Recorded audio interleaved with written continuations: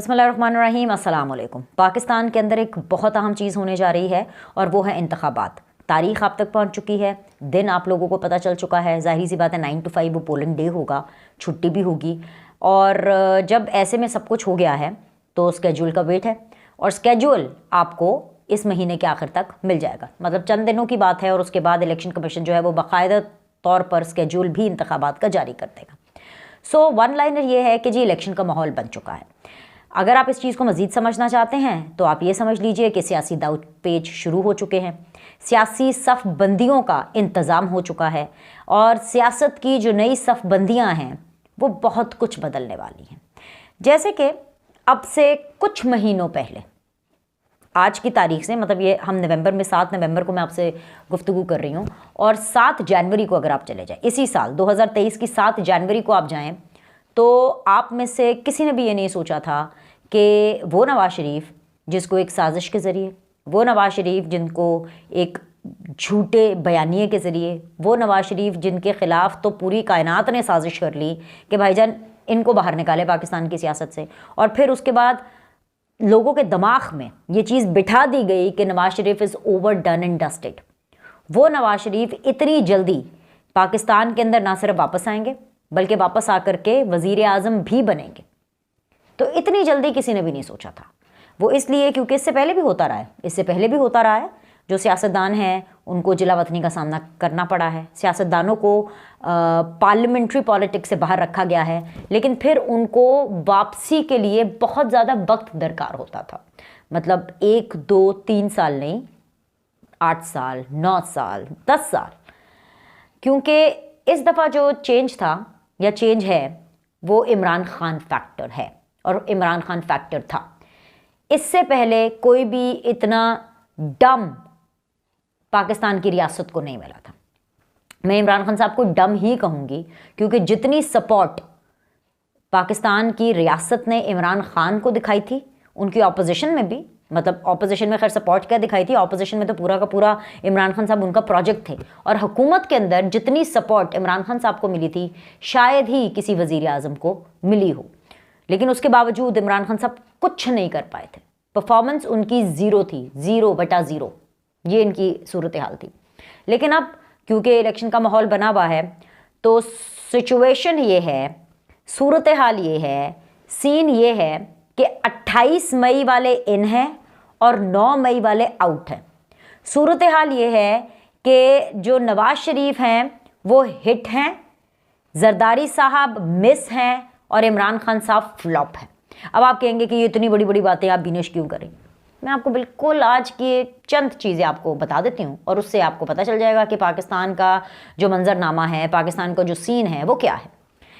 अगर आपने ये देखना है कि जी अगला वज़ीर आज़म कौन बन रहा है पाकिस्तान में, मतलब अभी तो हमें पता है कि नवाज शरीफ साहब बन रहे हैं, लेकिन अगर आपको ये देखना है जनरली भी कि कौन वज़ीर आज़म बन रहा है तो उसके अंदर आपको कुछ सफ़बंदियाँ देखनी होती हैं, कुछ इत्तेहाद देखने होते हैं। जैसे कि MQM किसकी तरफ जा रही है, उससे पता चल जाता है कि भाईजान चढ़ता सूरज कौन है।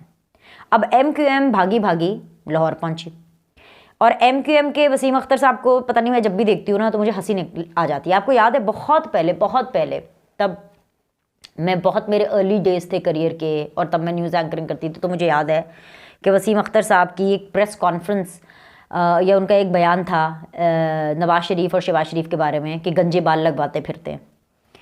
आज वही चल करके सूबे से बाहर आ गए, अपने शहर से बाहर आ गए, कराची से बाहर, सिंध से बाहर, पंजाब आ गए और पंजाब में भी जा कर के उन्होंने नवाज शरीफ साहब से मुलाकात की और उनको कहा कि भाई आप अलादीन का चिराग हैं, आप जो कहेंगे हम आपकी खिदमत में हाजिर हैं। सीधी सी बात है।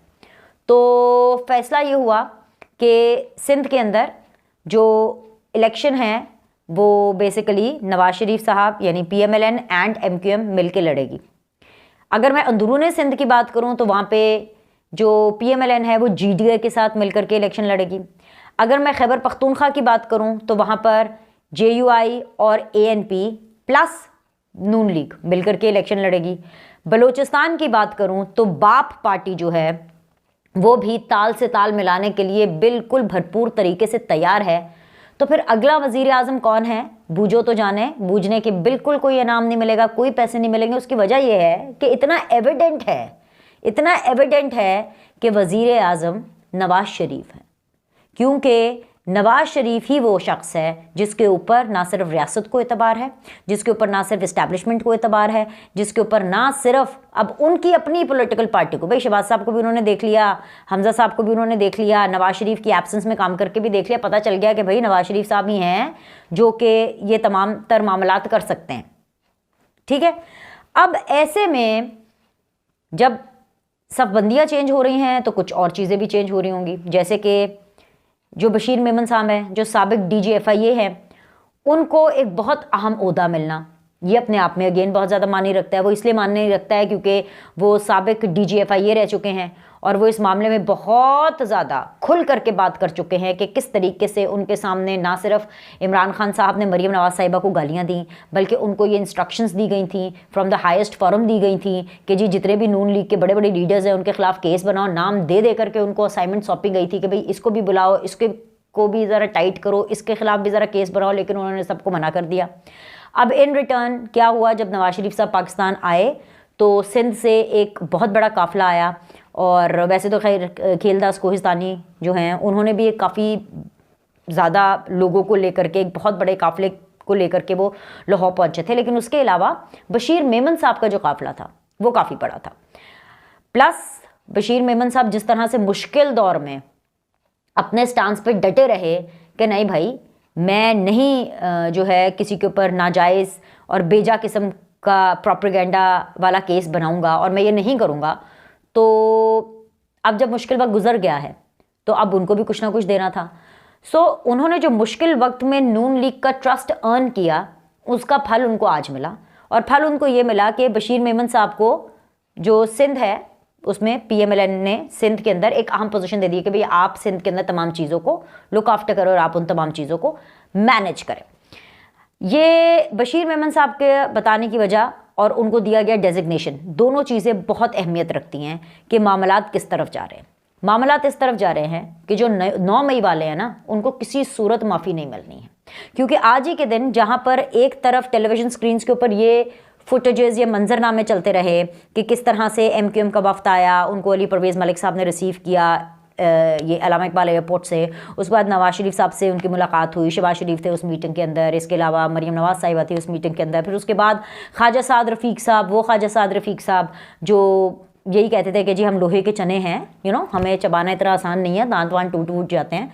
उन्होंने प्रेस कॉन्फ्रेंस को एड्रेस किया और उन्होंने बताया कि हम सबको लेकर के चलेंगे, हम सबके साथ मुशावरत के साथ चलेंगे। ख़ास तौर के ऊपर MQM के साथ जो बातें हुई वो उन्होंने बड़ी क्लियरली खुल करके जो भी अंडरस्टैंडिंग थी उसको प्रेस कॉन्फ्रेंस के ज़रिए बताया। फिर अयाज सादिक साहब आए सामने, अयाज सादिक साहब ने फिर हमें बताया कि किस तरीके से अगले हफ्ते नवाज शरीफ साहब जो हैं वो बलूचिस्तान जाने वाले हैं। सो ये एक एक प्रेस कॉन्फ्रेंस, एक एक मूव, एक एक जुमला मोतियों में तोलने के बराबर है, और इसलिए मोतियों में तोलने के बराबर है क्योंकि ये हमें आने वाले वक्त का संदेशा दे रहा है कि भाई लोगों होशियार, खबरदार या मुबारक हो, आप सब लोगों का आने वाला वक्त ये है, ये पॉलिटिकल एडजस्टमेंट हो रही है और ये सियासी पत्ते हर कोई अपने खेल रहा है और ये सियासी बिसात जो है ये बिछ चुकी है। लेकिन मुख्तलिफ है सियासी बिसात, मुख्तलिफ है सियासी बिसात, और इसलिए मुख्तलिफ है क्योंकि जब 9 मई वालों के लिए कोई माफ़ी नहीं होगी तो इसका ये मतलब है कि जो जंग है, जो लड़ाई है वो आखिरी मरहले में है। और आखिरी मरहले में इसलिए है क्योंकि अब जिन लोगों की स्टैंडिंग या जिन लोगों के स्टेटस का पता नहीं है या जिन लोगों का अभी बीच में मामला अटका हुआ है, उनका मामला, उनकी नैया किसी पार लगानी है। जैसे कि अगर आने वाले दिनों में आपको ये खबर मिले, जो कि मैं आपको अब देने जा रही हूँ, और ये बिल्कुल बावसूख ज़राए से बिल्कुल एकदम कंफर्म खबर है कि शाह महमूद कुरैशी और परवेज़ इलाही साहब का सॉफ्टवेयर अपडेट हो चुका है, और शाह महमूद कुरैशी और परवेज़ इलाही किसी भी टाइम, मैं आपको बहुत वसूख से बता रही हूँ, मैं आपको बहुत कॉन्फिडेंटली ये बता रही हूँ कि शाह महमूद कुरैशी साहब एंड परवेज़ इलाही किसी भी लम्हे एक वड्डी वाली प्रेस कॉन्फ्रेंस करके अपने आप को पाकिस्तान तहरीक इंसाफ से अलग कर लेंगे। दूसरी तरफ जो आज एक तस्वीर बहुत ज़्यादा वायरल हुई वो थी फवाद चौधरी साहब की। फवाद चौधरी साहब की एक तस्वीर जिसके अंदर बहुत उदास बैठे हैं, गमगीन बैठे हैं। जाहिर सी बात है, जिस्मानी रिमांड पे रिमांड हुए जा रहे हैं। पहले 2 दिन का, आज खैर 5 दिन का मांगा था, मिला खैर 1 और दिन का है। बट एनीवेज उनके मुंह के ऊपर काला कपड़ा डाल करके उनको लाया जाता है। बेगम साहिबा उनके साथ बैठी हुई थी उस तस्वीर के अंदर, और कोई अच्छी तस्वीर तो खैर थी नहीं।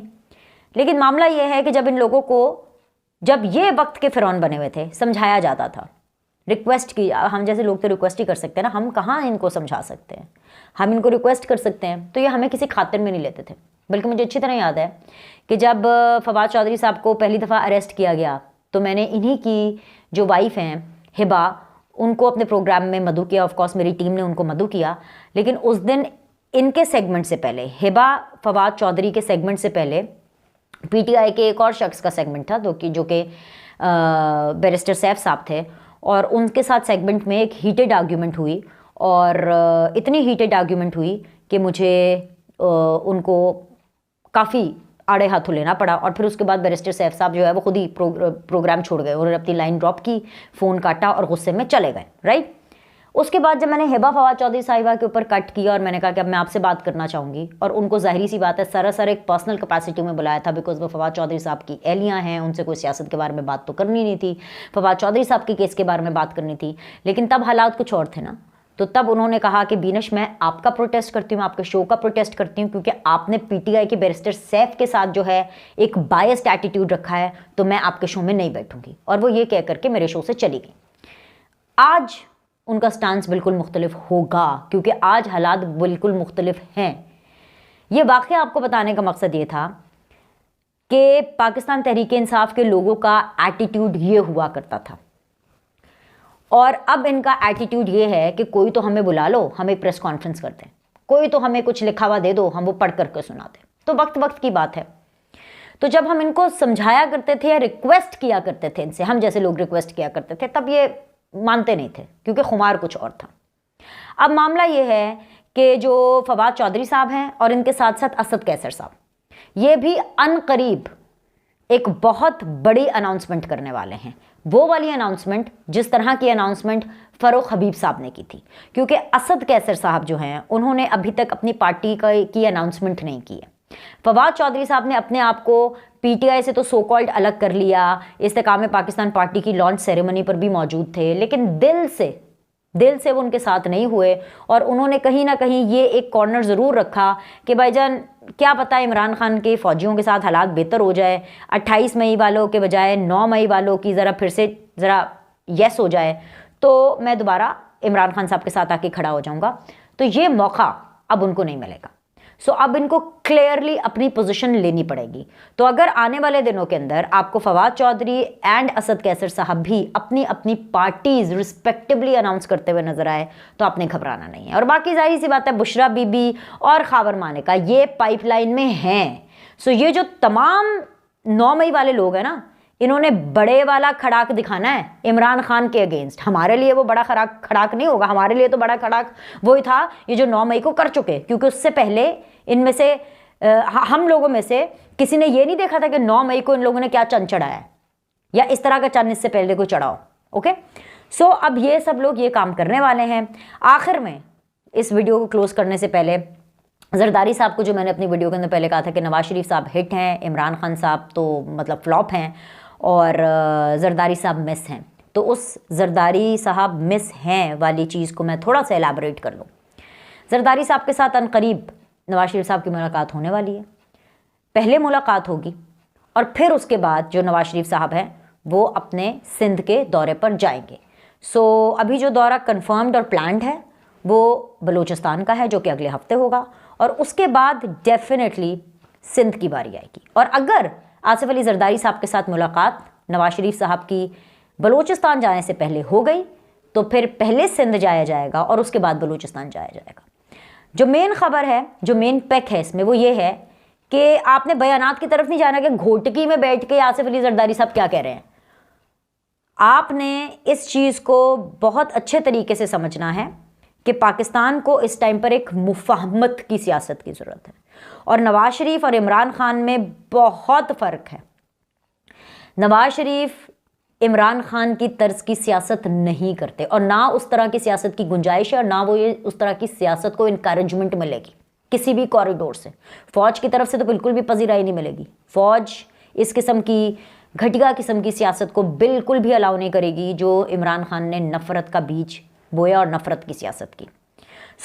मुफाहमत की ज़रूरत है, पाकिस्तान को हील करने की ज़रूरत है। जो नुकसान हुआ है इस प्रोजेक्ट इमरान खान की वजह से, और उसको हील करने का मकसद ये है और मतलब ये है, और उसका पैटर्न भी यही होगा कि ऑपोजिशन तो होगी लेकिन वो एक मुफाहमती ऑपोजिशन होगी।